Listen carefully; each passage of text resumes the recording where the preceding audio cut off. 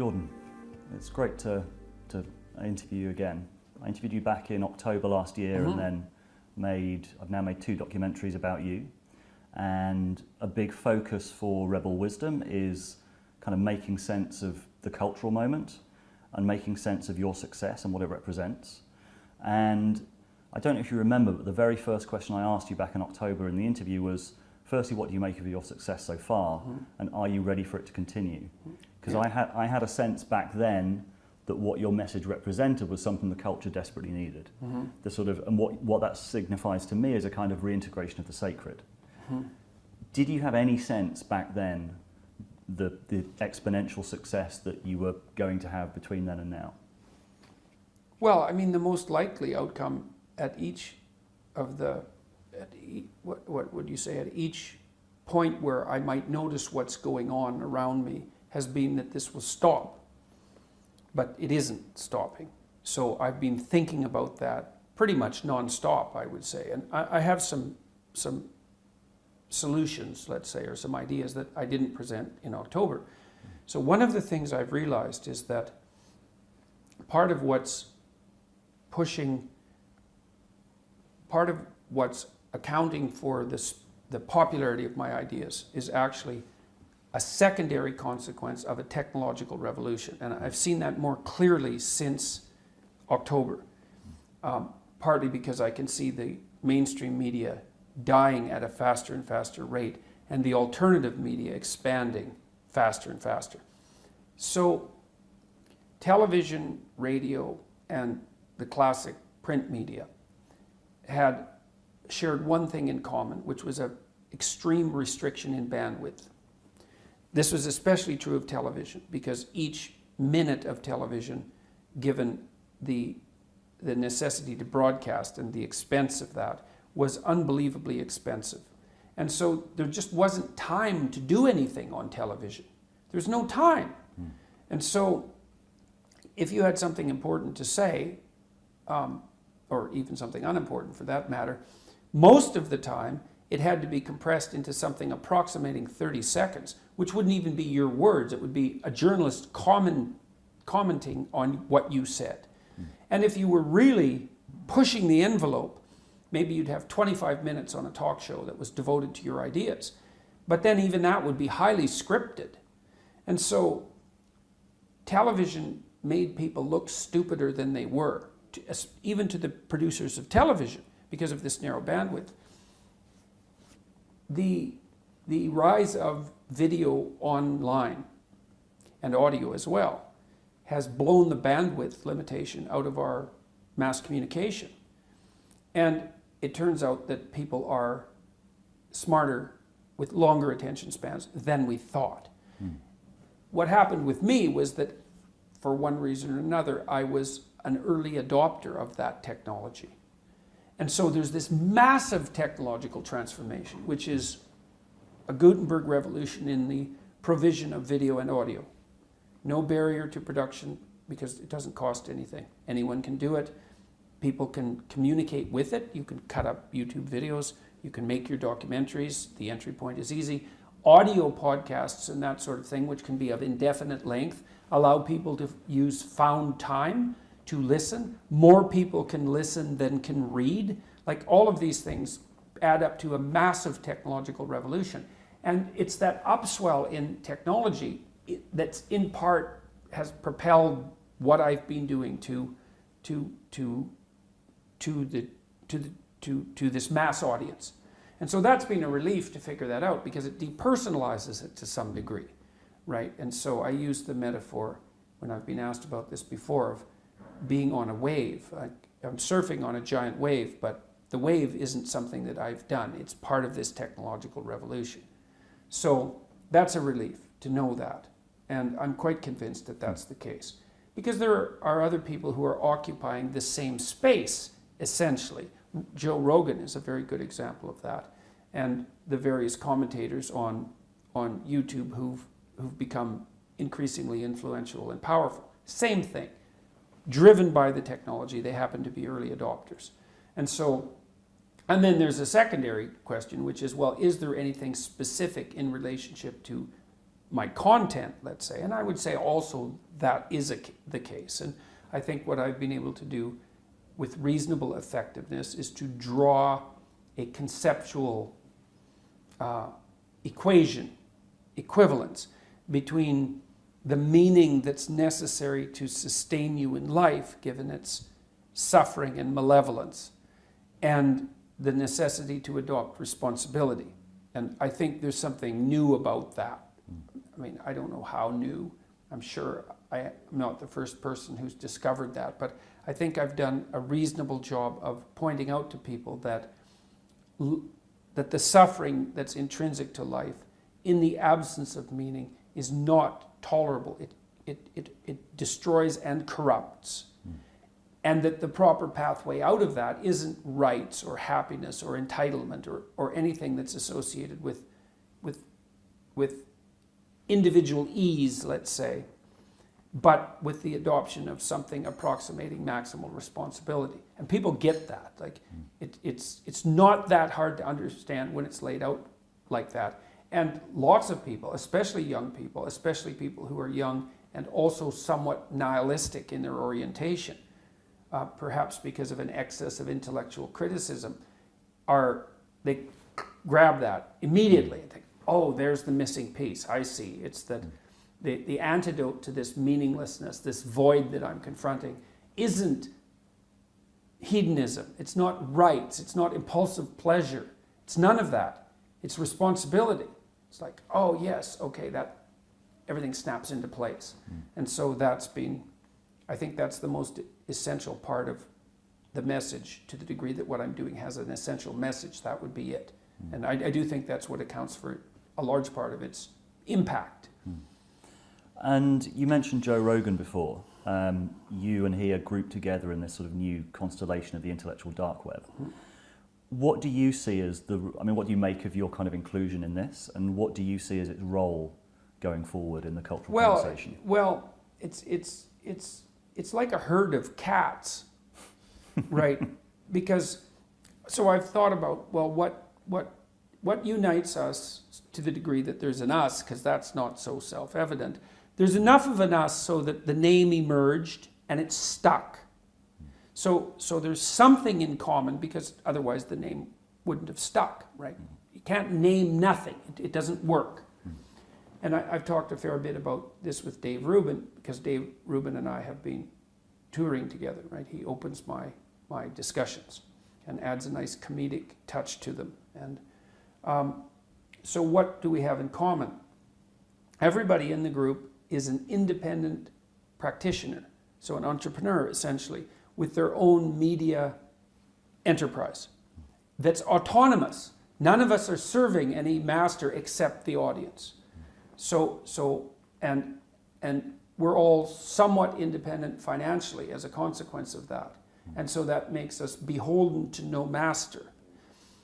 All of us are engaged in these long-form discussions, right? And one of the consequences of being engaged in a long-form discussion is that you can assume that your audience is intelligent.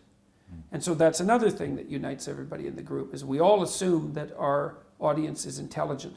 But I think that that's not so much a consequence of any particular moral virtue on our parts, but an observation that the technology has made possible. It's like, when you can see this, I would say particularly with Rogan, because in some sense he's a trailblazer in this domain. It's like, turns out my audience will listen to a 3-hour discussion. But he wouldn't have been able to discover that without the technology, right? So now, to his credit, he was smart enough to discover it and smart enough to notice it when he discovered it. And so, I think that also characterizes the rest of the people in this group. It's like, look at that. The audience actually wants, our listeners, let's say, and viewers, want detailed, in-depth, unscripted, spontaneous, meaningful conversation. And then are willing to go in that direction. That's the risk-taking element. Like, I can give you an example of that. So I just did 4 talks with Sam Harris, who's often grouped into this group as well, on the relationship between science and religion, say, or facts and values. That's another way of thinking about it, with a bit of politics thrown in, discussion of left-right differences and so on. what's the willingness to take the risk? Well, I had no idea when I met Sam in Vancouver, which was where the first 2 of the 4 talks were held. I'd never met him before. We did 2 podcasts together, one of which was we got locked in, the other one which was more productive, I would say. But I had no idea if he and I could talk, but we were willing to, I guess that's right, agreed to take the risk to see if we could talk in a public forum. And I think that's another thing that characterizes the people in that group, is that they will take those sorts of risks. If you go into a television studio, a classic television studio, all the conversation is scripted. And it's actually quite frustrating, because you can't have a conversation with the journalist because the journalist isn't there. Who's there is a frontispiece for the organization. And the organization has scripted all their responses. And so it's not actually like talking to a person. It's really like talking to a puppet. So for better or for worse. But in these unscripted long-form conversations, then you can take the risk of having a conversation, and that can go spectacularly well, but it can also fail dismally. So I would say those are the things that unite us to the degree that the group exists. I mean, I was in LA a week ago, and about 7 of us got together for dinner. And that was the first time we'd met as anything approximating a group. And, it was interesting to watch everybody interact, because, as I said, it really is a herd of cats. There's tremendous diversity of political opinion and a tremendous diversity of personality, like Eric Weinstein and Joe Rogan. Like, they're not even members of the same species in some ways, So it's a very fractious group. But I think those things that I outlined are the elements that basically unite it. There's also something that I sense watching some of the discussions. There's a kind of intellectual curiosity and a sense of people thinking in public. And there's also a sense of maybe the potential for people to change their minds or to discover things during the conversation. Yeah, well, that's partly the appreciation of the intelligence of the audience. It's like, and I would say it is actually the manifestation of the process of thinking that's more important than the conclusions that are generated. Even in these discussions that I've been having with Harris, like, we are trying to argue out 2 different viewpoints, because Harris believes that values can be derived with unerring precision in some sense, using the proper methodology from facts. And I believe that it's more complicated than that there has to be intermediating structures, and that those are really narrative in their nature.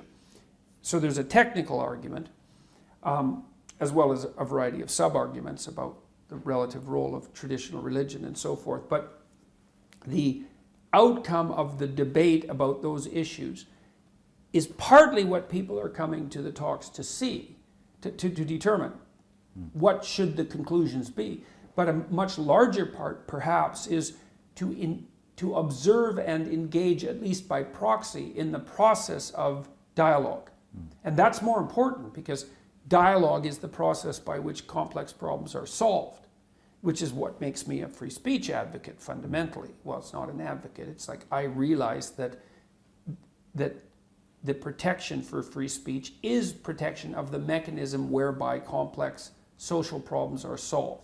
And we're the people in this group, and many other people as well, are acting out that dialogical process. And people are happy about that, as they should be. And I read a Spectator review of your recent conversation. I think you've now come to the end of your debates with Sam Harris. And they said that you expressed a little bit of irritation at when Sam didn't grasp some of the points that you were making, or that you didn't fully appreciate that he'd understood them. I also think that Sam Harris in particular, like, he's built a whole kind of personality, career, several books on this atheism position. Do you think that he can argue in good faith from that perspective? Could he turn around and say, well, actually, no, you're right, Jordan, this atheism thing is a bit simplistic? No, I think he was conducting the discussion in good faith. I actually think that what Sam is doing is a good faith project. He I think there's conceptual muddiness about it. But, you know, his basic premise is that we could come to an agreement that working to reduce unnecessary misery and suffering is a universal good. It's like, okay, fair enough. That seems like a reasonable proposition. I don't think it's a proposition of fact, and he claims that it is, but that doesn't matter. Still, it's fair enough, man. And then, you know, so that's one proposition. Another proposition is it would be really good if our systems of value weren't founded on error. And what do we have that's not error? Well, we have facts. We have objective facts. I mean, look at the technology. Look at what we've done with our science. It's like you don't want to underestimate the utility of objective facts. So maybe we can ground the value structure in the facts. It's like, well, that would be good if we could do it. So, and then his ethic, let's say, is an amalgam of those two propositions. And I think that his project is honorable, and I think he's committed to it. He also, rightly, is concerned with the dangers of the fundamentalist dangers of revealed truth, and so is very skeptical about the axiomatic claims of dogmatic religion. It's like, yeah, fair enough, but the mechanisms that he outlines to derive values from facts are insufficient in my estimation. I don't think that his argument is sufficiently sophisticated, even though I don't doubt I don't think that Sam is any less committed to an ethical good. It's not obvious to me that he is than I am, you know, and he's argued and discussed fully in good faith as far as I'm concerned, you know, with the odd error, because no one is negotiating 100% all the time in good faith. I mean, that's a standard that no one can achieve. But I think the discussions have been unbelievably productive, and we'll see that certainly the crowds are responding. I don't think the crowds would have been engaged if Sam wouldn't have been discussing in good faith, you know, because the engagement is actually an indication that a good faith discussion is occurring. Otherwise, it gets dull very, very rapidly. We'll see what happens when the videos are released, and that'll be in August, once the sound is edited and all of that. And then people will have a public debate about how the discussion proceeded. I also think that each discussion built on the previous one, and that I think we both ended up more informed and more articulate than we started out. So that's a really good thing. I certainly understand his arguments much better than I did, well, a year ago, let's say.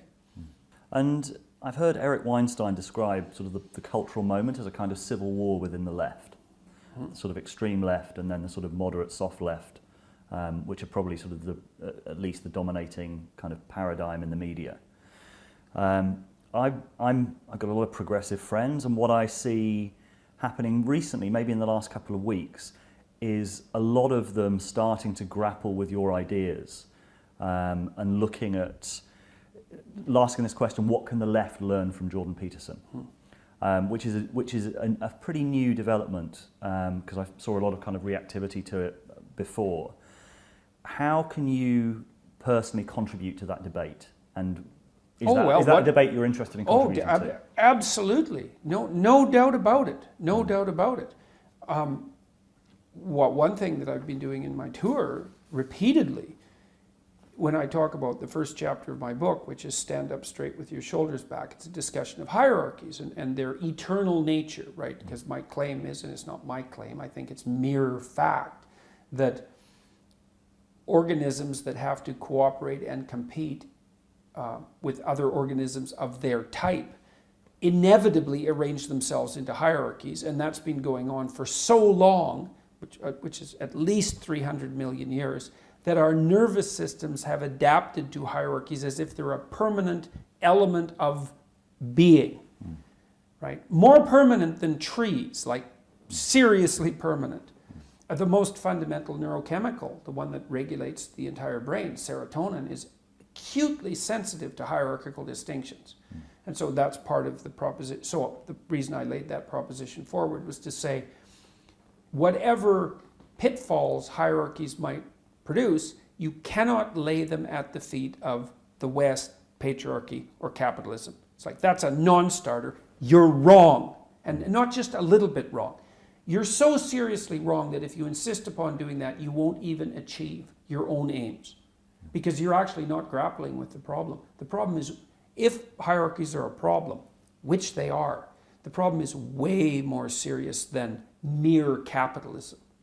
It's way deeper. And if you're actually interested in rectifying the negative consequences of hierarchies, then you're going to have to get a lot more sophisticated than your idiot Marxism.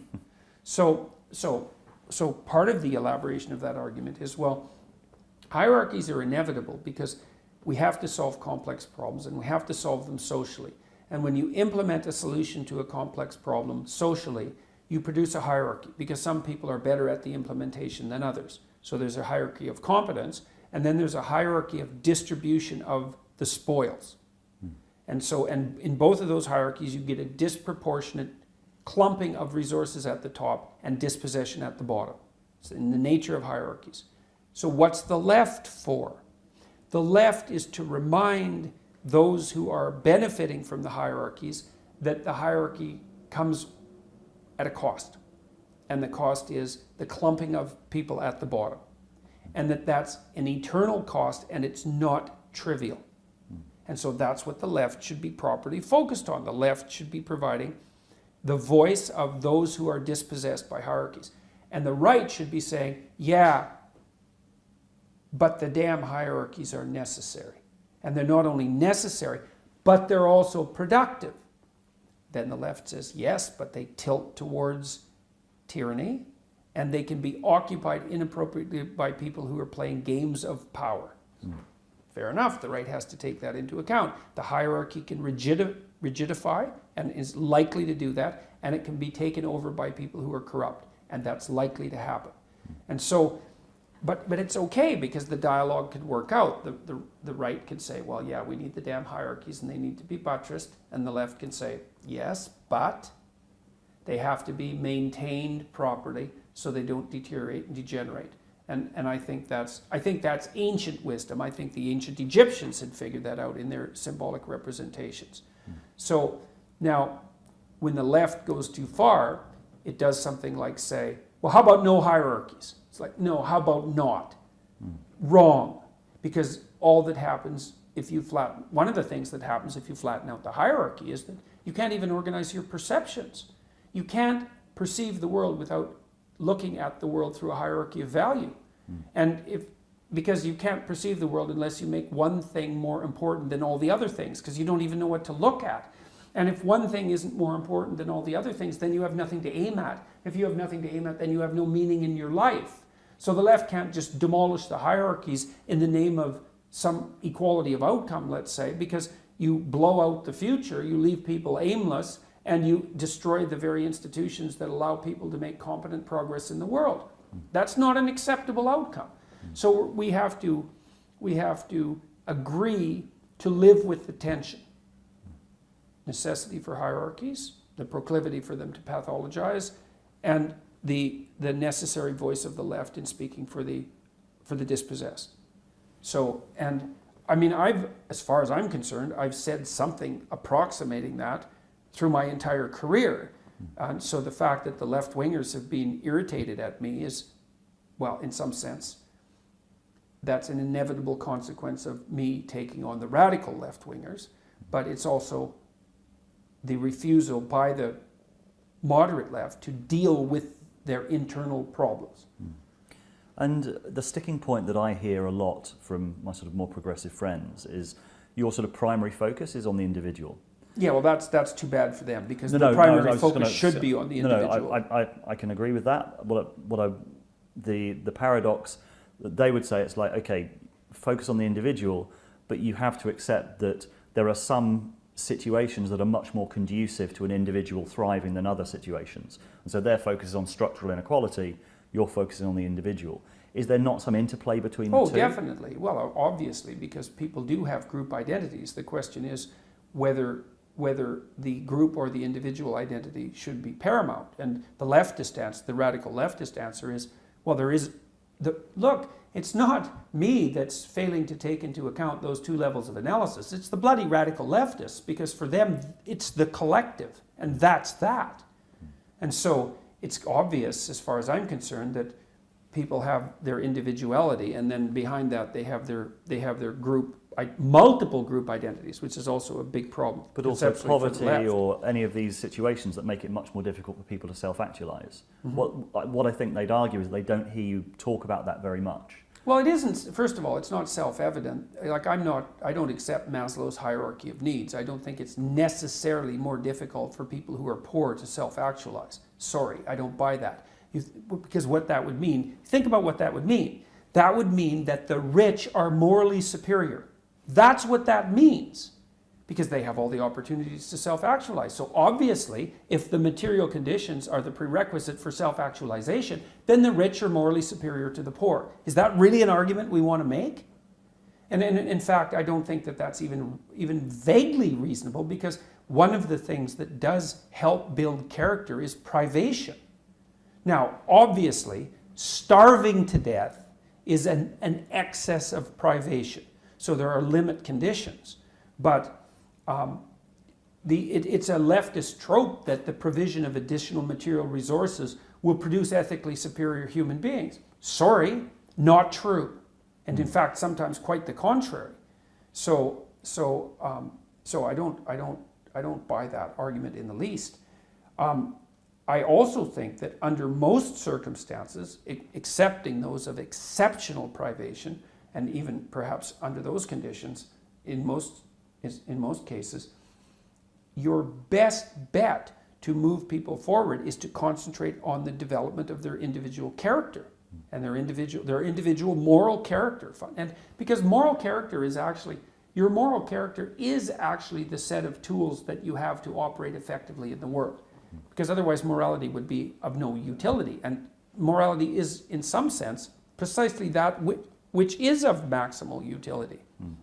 And so, and the other objection that I would throw out at the radical left is, well, how do you know that your emphasis on collective existence isn't just an abdication of your personal responsibility? Well, of course it's not. It's like, no, seriously here. It's not that easy to adopt personal responsibility, maximal personal responsibility. What makes you think you're not running away from it? You have every reason to. You're really of that stellar moral character. Really, that's your self-analysis. It's like, sorry, I don't buy it. And I especially don't buy it when I look at the consequences of leftist revolutions. Because all these people of stellar moral character, when they undertake their collectivist revolution, nothing comes out of that but absolute bloody catastrophe. So all the well-meaning aims aside. My sense of a lot of the progressive people that I know is that they're sort of from a new generation. They're not generally materialist. They're sort of very spiritually aware. And I sense a kind of implicit message in what you're saying that I've never heard made explicitly, that in some sense materialism is a deadening doctrine. I mean, you look at the opioid crisis in America, you look at a lot of these, if poverty is seen as a more sort of, also as a sort of spiritual crisis or a crisis of the soul as much as anything else. It's mostly that. It would be a lovely thing if poverty was caused by lack of money. We could fix it really easily then. But it isn't. My point, I think, is to say that if you were framing your message in that way, I think there would be a lot of people on the left who'd be receptive to that message. Sort of that actually there is a crisis of, the crisis of, what do you call it, like worldview has real consequences. And a lot of the poverty we're seeing in the world is to do with this kind of materialist worldview that has become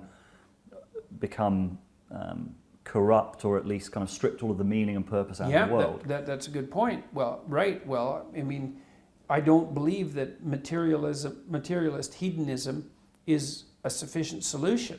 Now, it's a bit more complicated than that, because I do think that functional democratic systems are actually pretty good at reasonable hedonism. Like, I'm pretty happy that our system produces a variety of toothpastes and a variety of toilet papers and a variety of sanitary napkins, all of these things that that are basically oriented towards, what would you call them, individual creature comforts. There's something about that that's really merciful and properly egalitarian. And so a certain degree of material hedonism is a good thing, right? Because it's nice that people can have their basic needs taken care of in a dignified manner. But as a ultimate solution to the problems of life, it's insufficient, which is again why I don't really like Abraham Maslow's hierarchy of needs. You know, it isn't a progression up the moral chain because of the provision of additional material resources. It doesn't work that way. That doesn't mean that you want to set up a situation where as many people as possible are absent the terrible strictures of privation. But we are doing that quite rapidly, thank God. So I think where the leftists are less happy with what I'm doing is the case that I'm making that the meaning that transcends mere materialism is to be found in the adoption of individual responsibility. Because I wouldn't say that that's a core message, certainly not of the radical left. It's not that at all, because generally they construe the individual as either the oppressor or the suffering oppressed, but not as the active agent, as either of those active agents. The problem with the oppressor-oppressed narrative is, even though there's an element of truth to it, each of us can be subdivided into so many group identities that there's at least one dimension along which we're all oppressors. And that's actually, when I've been looking at what happened in the aftermath of the Russian Revolution, that was the bloody error, so to speak. Because you could take virtually any individual and you could find out, it's like if there's one dimension of your identity that makes you an oppressor, that trumps all the elements of your identity where you're a victim. And the problem with that is there is one element of your identity where you're an oppressor. And so that's sufficient justification to throw you in with the predators and do whatever is necessary to dispense with you. And that is exactly what happened in the aftermath, well, not only of the Russian Revolution, but all of these radical leftist revolutions. It's like, well, if you're a socialist, well, you're not sufficiently pure from a doctrinaire perspective. And if you're a student, well, then you're part of the emerging bourgeois class. And if your parents were reasonably, what would you say, efficient farmers, then you're part of the kulaks. And like, it just went on and on and on and on. There wasn't anybody who escaped from being tarred with the brush of oppressor. And that is because each of us are in fact oppressors and oppressed. Every single person shares both of those things in common. So, got a couple of minutes left, so this might be quite a big question. But just come back from the US where we interviewed Paul Vanderklay, a Christian pastor who's been doing quite a lot of videos about your thought. One of his questions was, he says he sees a real sort of stoicism in your thought. So pick up your cross and drag it up the hill. His question is, what's at the top of the hill? He doesn't hear that. God. Well, that's because he hasn't listened to the times when I've been talking about it, I guess, because I've said it repeatedly. You stumble uphill with your burden towards the city of God. That's the story. What does that mean, the city of God, to you? I would say that's a place where everyone bears maximal responsibility and speaks the truth. That's what it is. And what's the responsibility? You're responsible for the suffering in the world. You're responsible for the malevolence in the world. And you're responsible for the veracity of your utterances. Right. And in the city of God, you're maximally responsible for the suffering. You're maximally responsible for the malevolence. And you speak the truth. That's what it is. Very concise. So you can tell Paul Vanderklay that for me. Great. Jordan, thank you very much. My pleasure. Nice to see you again. You too. Yeah.